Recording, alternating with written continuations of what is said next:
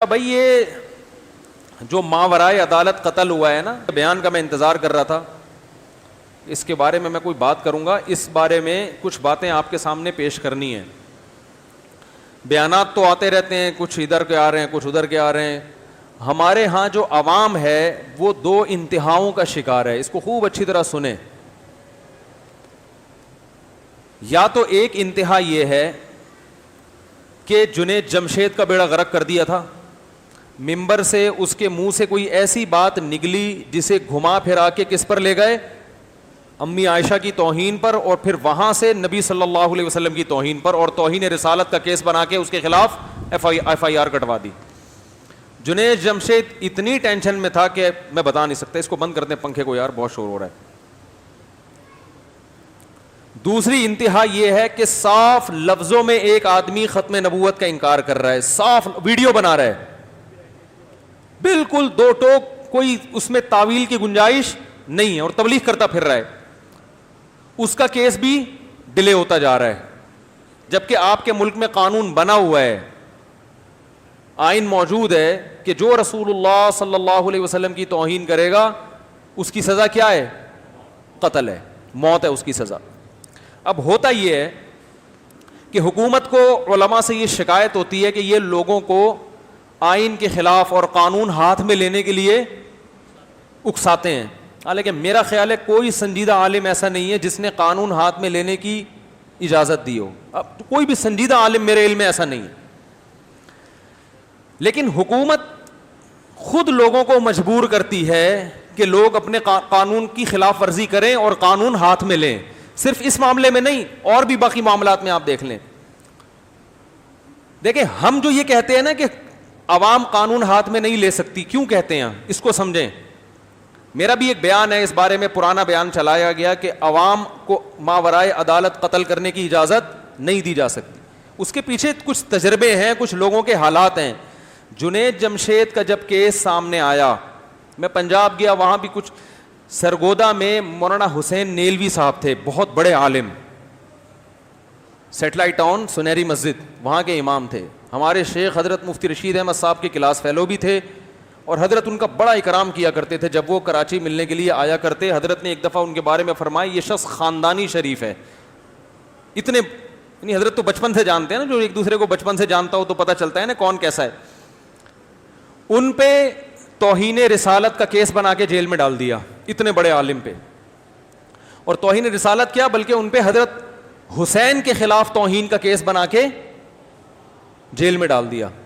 حالانکہ انہوں نے جو کتاب لکھی تھی وہ عبارت میں نے پڑھی تھی، کوئی بھی عقل مند آدمی اسے توہین پر نہیں لے جا سکتا.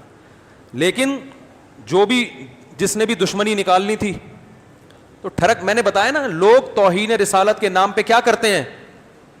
بولو نا بھائی، ٹھڑک نکالتے ہیں، اپنی دشمنی نکالتے ہیں. لیبل کس کا ہوتا ہے؟ ناموس رسالت. تو کیا کیا ہے انہوں نے؟ کتاب لکھی، اس میں ایک مثال دی، اس میں کہیں بھی حضرت حسین کی توہین کا عنصر نہیں تھا، لیکن کوئی لینا چاہتا تو لے سکتا تھا. نکالنے کو تو آپ کچھ بھی نکال سکتے ہیں نا. تو حضرت حسین کی توہین کا کیس بنا کے، حضرت حسن یا حضرت حسین بنا کے سرگودا کی جیل میں ڈال دیا. اب جج بھی چونکہ ملا ہوا تھا، اس نے بھی وہ ان بیچارے بوڑھے عالم کا بڑھاپے میں جنازہ جیل سے اٹھائے. اور نام کیا ہے؟ توہین اہل بیت. لیبل کیا لگا؟ توہین. تاریخ میں جب لکھا جائے گا ان کی سوانے کہ توہین اہل بیت کے جرم میں ان کو سزا ہوئی اور ان کا جنازہ جیل سے اٹھا. کوئی عزت رہے گی معاشرے میں؟ بولو نا بھائی. حالانکہ ساری زندگی ان کی صحابہ کرام، جن میں اہل بیت سب سے پہلے داخل ہے، ان کے دفاع میں گزری، توحید و سنت کے پرچار میں گزری. ٹھیک ہے، ان کے بعض عقیدے ایسے تھے جن سے علماء نے اختلاف کیا ہے. وہ رسول اللہ صلی اللہ علیہ وسلم کی قبر کے قریب کھڑے ہو کر جب ہم سلام کرتے ہیں تو وہ براہ راست سننے کے قائل نہیں تھے. یہ تو علماء میں ہوتا ہے. ہمارا یہ عقیدہ نہیں ہے. ہمارا وہی عقیدہ جو جمہور کا عقیدہ ہے کہ نبی صلی اللہ علیہ وسلم کی قبر کے قریب کھڑے ہو کر جب آپ سلام پڑھیں گے تو آپ صلی اللہ علیہ وسلم بنفس نفیس سنتے ہیں اس کو. ان کا عقیدہ تھا کہ نہیں سنتے. تو یہ اختلافی مسئلہ تھا. اس کے باوجود سنجیدہ علماء ان کا احترام کرتے تھے کہ بھئی ایک، اور وہ اس مسئلے کی بہت زیادہ پرچار بھی نہیں کرتے تھے، کوئی شدت کے بھی قائل نہیں تھے. وہ کہتے ٹھیک ہے جس کا یہ ہے ٹھیک ہے، جس کا وہ ہے وہ رکھے نظریہ. تو اتنے بڑے بزرگ کو توہین اہل بیت کا کیس بنا کے. اب آپ بتاؤ کوئی شخص اگر ان کو خود سے مار دیتا خدا نخواستہ, تو آپ ہم سے یہ امید رکھتے کہ ہم یہ بیان کریں گے کہ ماورائے عدالت قتل کیا ہے, جائز ہے؟ قطعاً آپ ہم سے یہ امید نہ لگائیں, کیونکہ اس سے بہت سارے بے گناہ لوگوں کا قتل ہوتا ہے. عدالت کا کام یہ ہوتا ہے کہ عدالت یہ چیک کرتی ہے کہ واقعی توہین ہے بھی یا نہیں ہے, ایک بات. نمبر 2, یہ پاگل مجنون دیوانہ تو نہیں ہے. بعض دفعہ لوگ پاگل, ہم ایسے پاگلوں سے ملے ہیں. ایک دفعہ ایک آدمی مسجد میں بیٹھا ہوا عبادت کر رہا تھا, بہت عبادت کر کر کے نا وظیفہ کسی نے بتا دیا, اس کا دماغ کیا ہو گیا, ادھر توجہ رکھیں, بارش ہو رہی ہے تو ہونے دیں بھائی, اس کا دماغ کیا ہو گیا, بول لو نا, پاگل ہو گیا. میرے والد صاحب کے پاس آیا, میرے والد صاحب جانتے تھے یہ تھوڑا سا بہت زیادہ ذکر کر کے سیٹنگ آؤٹ ہو گئی ہے. میرے والد صاحب سے کہنے لگا کہ مجھے جو ہے نا بشارتیں مل رہی ہیں کہ امام مہدی میں ہی بننے والا ہوں, امام مہدی میں ہی بننے والا. اب والد صاحب جانتے تھے یہ بیچارہ کھسک گیا ہے, اور اس طرح میں نبی بھی بننے والا ہوں. اب ہمارے والد صاحب اٹھ کے اس کو قتل کر دیتے, جان سے گردن اڑا دیتے, اور پھر حکومت پکڑتی, بولتی بھائی کیوں مارا, تو وہ کہیں اس نے میرے سامنے توہین کی ہے. امام مہدی کا دعویٰ بھی تو ایک قسم کی توہین ہے نا. جو نبی کے جانشین بن کے آئیں گے تو وہ تو امام مہدی ہوں گے, تم تھوڑی ہو. ہر مکھنچو اٹھ کے کہے میں نبی کا جانشین ہوں, تو یہ توہین کس کی ہے, تو نبی کی ہے. تو اس کو جان سے مار دیتے اور بولتے, ریکارڈنگ بھی دکھا دیتے کہ دیکھو اس نے خود بولا ہے, ثبوت بھی پیش کر دیتے. تو یہ عقل مندی کا کام ہوتا. گورنمنٹ پکڑتی کہ نہیں پکڑتی؟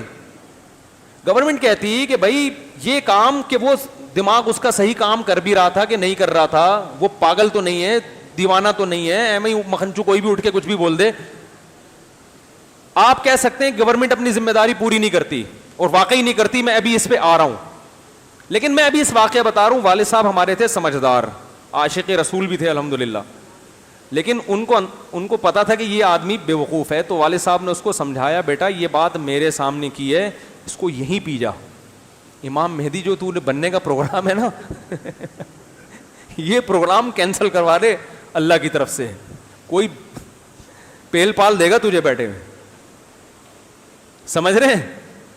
تو وہ پتہ نہیں پھر اس نے رجوع کیا کہ نہیں کیا, ڈر گیا یا کیا ہوا. بہت سے لوگوں کا دماغی توازن خراب ہوتا ہے. بعض دفعہ آپ کا عمل ایسا ہوتا ہے جس میں دونوں پہلو نکل رہے ہوتے ہیں, توہین کا بھی اور بعض دفعہ تعظیم کا بھی.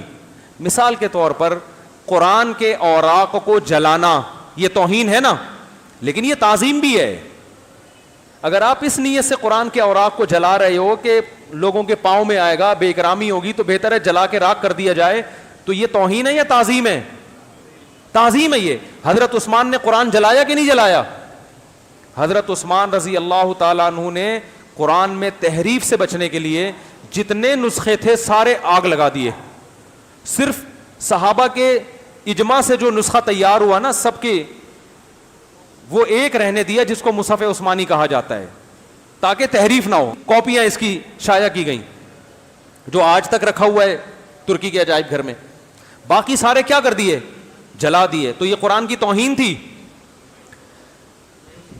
یہ تعظیم تھی قرآن کی, کہ قرآن کو محفوظ کیا جائے.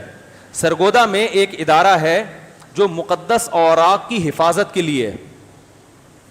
یہ میں قوم کے جذباتی پن بتا رہا ہوں کہ میرا جو بیان آیا تھا نا کہ ماورائے عدالت قتل جائز نہیں ہے, وہ کیوں آیا تھا؟ وہ یہ قوم کے یہ اس حالت کو دیکھ کر آیا تھا. اس پہ لوگوں نے جو فضول باتیں کی ہیں. سرگودا میں ایک ادارہ ہے جس کا کام ہے مقدس اوراق کی حفاظت. وہ بیچارہ ادارہ ہی, مولانا سیف اللہ صاحب ہوتے ہیں سرگودا میں, ہمارے بہت اچھے دوست ہیں جن کی دعوت میں سرگودا بیانات کے لیے بھی گیا تھا, وہ اس کے ذمہ دار ہیں.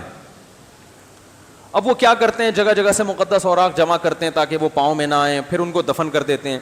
تو مجھے وہ اپنا ادارہ دکھانے گئے.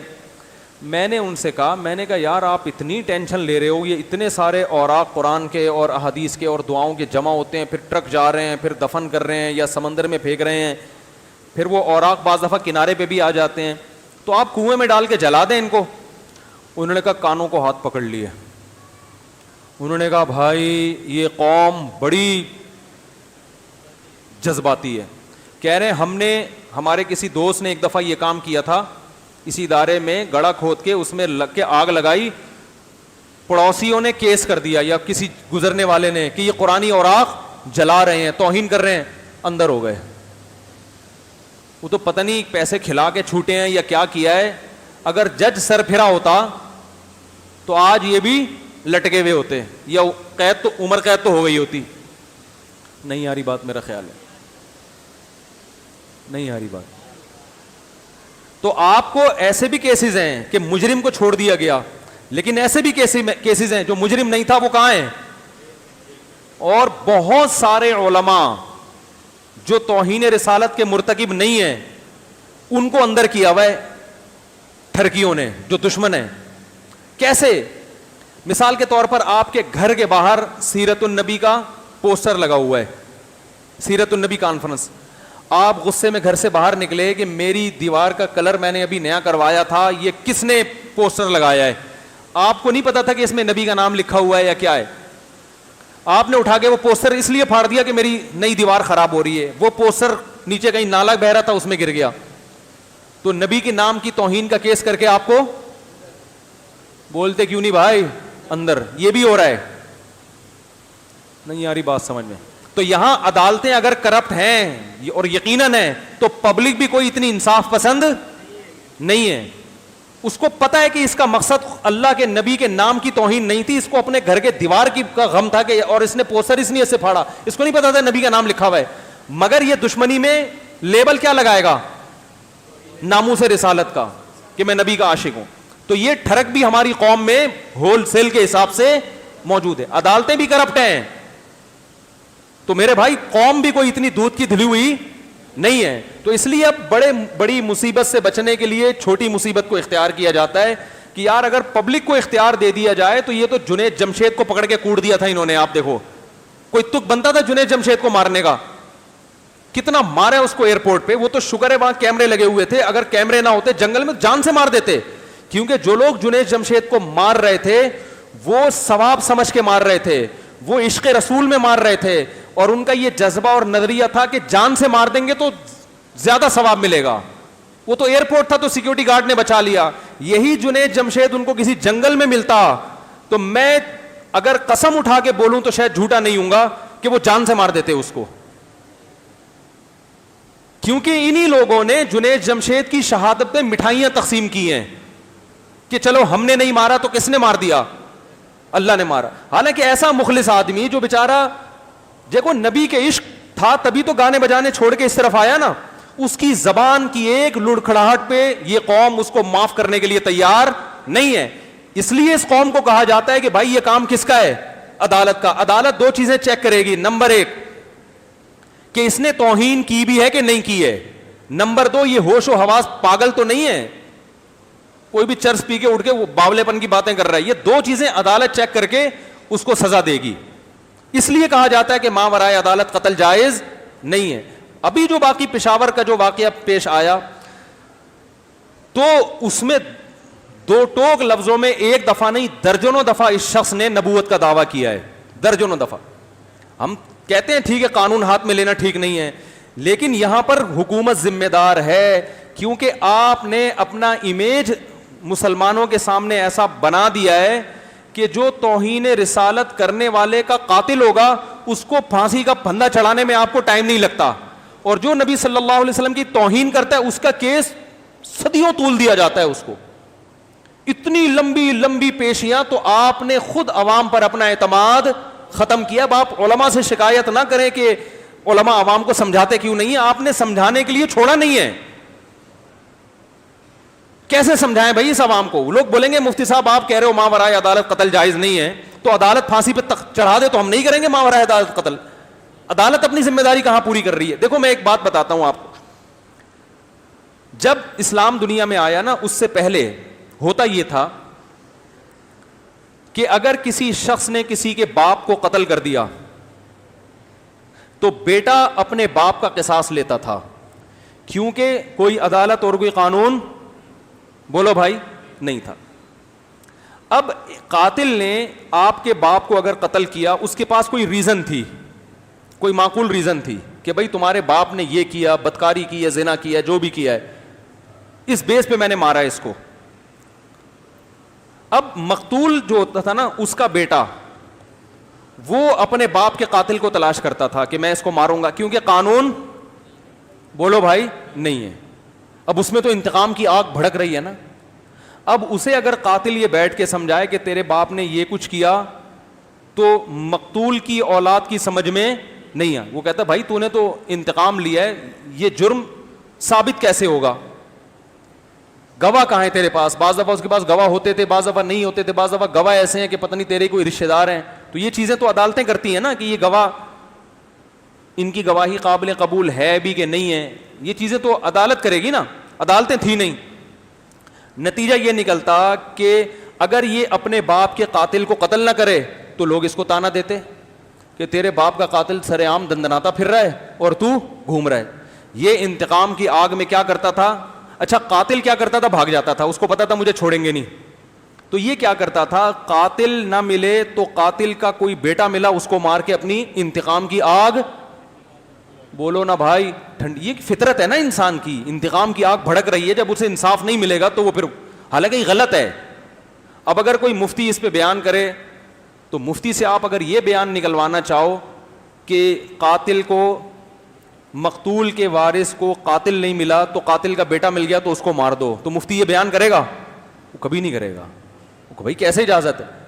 لیکن مفتی ساتھ ساتھ یہ بھی کہے گا کہ اگر اس وقت کی گورنمنٹ ہے جو اس کے باپ کو نہیں پکڑوا رہی اور مقتول کے وارثوں کا کوئی تلافی نہیں کر رہی, تو پھر یہ ہوگا, چاہے غلط ہو چاہے صحیح ہو. یہ کیا ہے؟ بولو بھائی, یہ ہوگا. لوگ خود سے کریں گے یہ کام. تو اب ہوتا یہ تھا کہ مقتول کے وارث کو قاتل نہیں ملتا تو قاتل کا جو رشتہ دار ملا اس کو مار دیا. جب اس کو مارا ہے تو وہ کہتا تھا کہ میرا تو کوئی جرم نہیں ہے, مجھے کیوں مارا؟ تو اس کا بھائی پھر اس سے انتقام لیتا تھا, مقتول کے وارث سے. یہ نہیں ملا تو اس کے بھائی کو مار دیا, اور ایک لا متناہی جنگ کا سلسلہ شروع. جب کسی قوم میں کوئی قانون نہیں ہوتا, یا قانون تو ہو قانون پہ عمل درآمد نہیں ہوتا, تو پھر جو فساد پھیلتا ہے نا وہ ملٹی پلائی ہوتا چلا جاتا ہے, اس کی بریکیں بولو بھائی فیل ہوتی ہیں. اسلام جب آیا تو اسلام نے کیا کیا؟ اسلام نے کہا من قتل مظلومن, کیا پیاری آیت ہے, جو بھی قتل کیا گیا, فقد جعلنا لولیہ سلطانا, تو مقتول کے وارث کو ہم نے طاقت دے دی ہے کہ وہ اوریجنل قاتل کو پکڑ کے قتل کر لے. فلا یسرف فی القتل, لہذا اب وہ اعتدال سے تجاوز نہ کرے. کیا مطلب؟ صرف قاتل کو مارے, اس کے کسی رشتہ دار کو نہ مارے, اور قاتل کی بھی گردن اڑائے, اسے کوئی اور سزا نہ دے. پہلے ہوتا تھا اونٹوں میں باندھ کے گھسیٹ رہے ہیں, آگ میں ڈال رہے ہیں, قتلے کر رہے ہیں, نہ, قتل کا بدلہ کیا ہے؟ فلا یسرف فی القتل انہ کان منصورا. کیا پیاری آیت ہے. فرمایا اس لیے کہ اب اللہ نے مقتول کے وارث کی مدد کر لی ہے. کیا مطلب؟ اللہ نے جو مسلمانوں کا بادشاہ ہے, خلیفہ ہے, اس کو یہ آرڈر کیا ہے کہ تیری ذمہ داری ہے کہ قاتل کو پکڑ کے مقتول کے وارث کے حوالے کر دے, پھر اس کی مرضی معاف کرے چاہے اس کو قتل کر دے. اور گورنمنٹ کے پاس یہ وسائل اور ذرائع ہوتے ہیں کہ وہ مجرم کہیں بھی جائے اس کو پکڑ کے مقتول کے وارثوں کے حوالے کر دے. دیکھو اللہ نے یہ نہیں کہا کہ ہم نے گورنمنٹ کو یہ حکم دیا ہے کہ وہ قاتل کو قتل کر دے, نہ. گورنمنٹ قتل کرے گی تو مقتول کے وارث کے جذبات ٹھنڈے نہیں ہوں گے. نہیں آ رہی بات سمجھ میں؟ گورنمنٹ کا تھوڑی کچھ نقصان کیا اس نے, نقصان تو اس بیٹے کا کیا جس کے باپ کو مارا ہے. تو اللہ نے فرمایا ہم نے مقتول کے وارث کو کنٹرول دے دیا ہے, گورنمنٹ کے ذریعے دیا ہے. یہ کہ حکومت کا کام کیا ہے کہ تیرے باپ کا قاتل گھوم رہا ہے, حکومت پولیس کے ذریعے اپنے وسائل کے ذریعے اس قاتل کو پکڑے گی اور پکڑ کے آپ کی خدمت میں پیش کرے گی کہ اس نے آپ کے باپ کو مارا ہے, یہ آپ کے حوالے ہے, یہ بھاگ نہیں سکتا. اسلامی حکومت ہے, یہ کہیں بھاگ نہیں سکتا. اب آپ کی مرضی اس کو قتل کر دیں, آپ کی مرضی دیت لے کے چھوڑ دیں, آپ کی مرضی ویسے ہی چھوڑ دیں. تو اللہ فرماتے ہیں جب ہم نے یہ قانون بنا دیا ہے اور ہم نے جو مسلمانوں کا حاکم ہے اس کو یہ حکم کر دیا ہے تو عوام کو قانون ہاتھ میں لینے کی ضرورت. آیت کا یہ مطلب ہوا نا, یعنی ہاتھ میں لینے کا مطلب یہ کہ خود سے حد سے تجاوز کرنے کی ضرورت نہیں ہے. تو جس معاشرے میں قانون ہو اور قانون پر عمل ہو اس معاشرے میں ماورائے عدالت قتل کے واقعات نہیں ہوتے. اور جس معاشرے میں آپ نے اپنا امیج یہ بنا دیا ہو کہ ہم نے قسم اٹھائی ہوئی ہے کہ ہم نے کچھ بھی نہیں کرنا. آسیہ بی بی کے کیس میں یہی ہوا. کچھ لوگوں نے تو کہا سپریم کورٹ نے غلط فیصلہ کیا, اس کو چھوڑ دیا. کچھ نے کہا کہ سپریم کورٹ نے بالکل صحیح کیا. میں نے اس وقت یہ بات کی تھی کہ سپریم کورٹ کو جب یہ اختیار ہے کہ وہ فیصلہ کرے کہ آسیہ بی بی نے توہین کی تھی یا نہیں کی تھی, تو ہم سپریم کورٹ کا یہ اختیار اپنے ہاتھ میں نہیں لینا چاہتے. میں نہیں فیصلہ کر سکتا کہ آسیہ بی بی نے توہین کی یا نہیں کی ہے, یہ حق سپریم کورٹ ہی کا ہے. لیکن سپریم کورٹ فیصلہ کرنے میں وہ تمام پابندیاں تو پوری کرے نا جو سپریم کورٹ کی ذمہ داری ہے, تب ہمیں اعتماد آئے گا کہ سپریم کورٹ نے کیا کیا ہے. پہلے ہائی کورٹ سے فیصلہ ہوا کہ اس نے توہین رسالت کی ہے اور سزا سنائی گئی, پھر اپیل ہوئی, پھر اس اپیل کو مسترد کیا گیا. دو کورٹ نے فیصلہ سنا چکی ہے, دونوں نے کہا ہے کہ اس نے توہین کی ہے. سپریم کورٹ نے چند دنوں کے اندر فیصلہ کر دیا کہ توہین نہیں کی ہے. او بھائی سپریم کورٹ کچھ ٹائم تو لگاتی نہیں. یاری بات سمجھ, دو کورٹ کے فیصلے کو آپ ریجیکٹ کر رہے ہو اور ریجیکشن میں ایک ہفتہ بھی نہیں لگ رہا آپ کو, تو اس کا مطلب یہ کہ آپ خود لوگوں کو کیا کر رہے ہیں. میں ابھی بھی نہیں کہتا کہ سپریم کورٹ نے غلط, ہو سکتا ہے آسیہ بی بی نے نہ کی ہو, ہمیں کیا پتا بھائی, میں تھوڑی وہاں بیٹھا ہوا تھا. لیکن سپریم کورٹ اگر یہ فیصلہ کر رہی ہے کہ آسیہ بی بی نے توہین نہیں کی, تو فیصلہ کرنے میں قوم کو الو بنانے کے لیے کم از کم 2 مہینے لگا دو یار. 2 مہینے تک ٹرائل ہونے چاہیے, 3 مہینے ہو جائیں, 4 مہینے ہو جائیں, الو بن جائے, یہ قوم بے وقوف بن جائے. اس کو بتا دو ہم نے بہت گہرائی میں جا کے کیس کی سماعت کی ہے, ادھر کیس آیا, ادھر کڑ کڑ کڑ کڑ کوئی توہین نہیں کی ہے. یا تو پہلی دفعہ کیس آیا ہوتا نا, 2 کورٹ آپ کی کہہ چکی ہیں کہ یہ توہین کی مرتکب ہے, تو اس 2 کورٹ کے فیصلے کو غلط قرار دینے میں سال تو لگنا چاہیے. نہیں آ رہی سمجھ میں تو رہنے دو. کورٹ نے فیصلہ سنانے میں سال لگا دیا, لیکن اس فیصلے کو غلط قرار دینے میں ایسے. تو بھائی آپ کیوں علماء کو آزمائش میں ڈال رہے ہو؟ صحیح ہے نا, آپ کیوں علماء کو کیوں آزمائش میں ڈال رہے ہو؟ آپ خود ایسے فیصلے کر رہے ہو کہ قوم قانون اپنے ہاتھ میں لے. تو اسی طرح یاد رکھو توہین رسالت کا جو مسئلہ ہے اس میں بھی یہی ہے کہ آج تک میں مانتا ہوں کہ بہت سے بے گناہ بھی اندر ہیں, میں مانتا ہوں, لیکن بہت سے جینین کیس بھی تو ہیں نا, جنہوں نے 2 ٹوک صاف, یہ جو ابھی جو پشاور میں ہوا ہے یہ تو صاف لفظوں میں ویڈیو بنا بنا کے ڈال رہا ہے. پاگل ہوتا ہے 1 دفعہ ہوتا ہے, 2 دفعہ ہوتا ہے, اور پھر بھی جب انصاف نہیں ملے گا تو بھائی پھر ایسا ہی ہوگا. اور دوسری بات یہ کہ ٹھیک ہے ہم یہ کہتے ہیں کہ ماورائے عدالت قتل ٹھیک نہیں ہے, حکومت چاہتی ہے کہ عوام علماء یہی کہیں کہ ماورائے عدالت قتل ٹھیک نہیں ہے, لیکن حکومت یہ نہیں چاہتی کہ عدالت قانون کو فالو کرے. یعنی حکومت اپنی مرضی کی بات تو چاہتی ہے کہ علماء کہیں, کہ علماء لوگوں کو یہ سمجھائیں کہ ماورائے عدالت قتل. یہ وہی ہے جیسے وہ جو تھا نا, میں نے بتایا نا فیکٹری کا سیٹ بیان کروا رہا ہے مجھ سے کہ لوگوں کو آپ ترغیب دیں کہ ملازمین وقت پہ کام کیا کریں, جتنا کام ہے وہ پورا کیا کریں, کیونکہ تنخواہ یہ سب پوری لیتے ہیں تو کام میں ڈنڈی نہ ماریں.